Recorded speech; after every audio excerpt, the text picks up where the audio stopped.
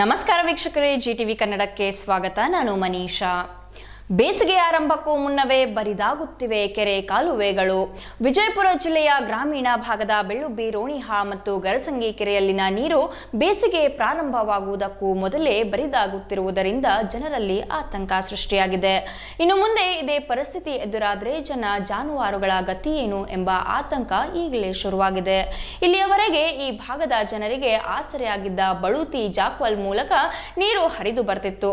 ಆದರೆ ಏಕಾಏಕಿ ವಿದ್ಯುತ್ ಶಾರ್ಟ್ ಸರ್ಕ್ಯೂಟ್ ಸಂಭವಿಸಿದ ಪರಿಣಾಮವಾಗಿ ನೀರು ಹರಿಯುವುದು ಬಂದ್ ಆಗಿದೆ. ಅದು ಬೇಸಿಗೆ ಪ್ರಾರಂಭಕ್ಕೆ ಮುನ್ನವೇ ಸಂಭವಿಸಿದ್ದರಿಂದ ಅಲ್ಲಿನ ಜನರ ಗಾಯದ ಮೇಲೆ ಬರೆ ಎಳೆದಂತಾಗಿದೆ.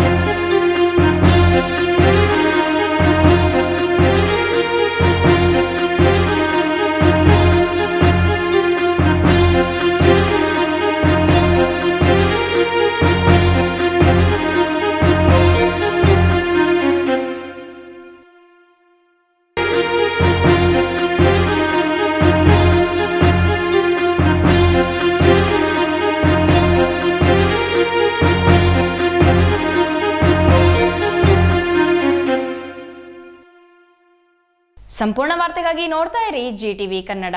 ಜಿ ಅಂದ್ರೆ ಇದು ಜೀನಿಯಸ್.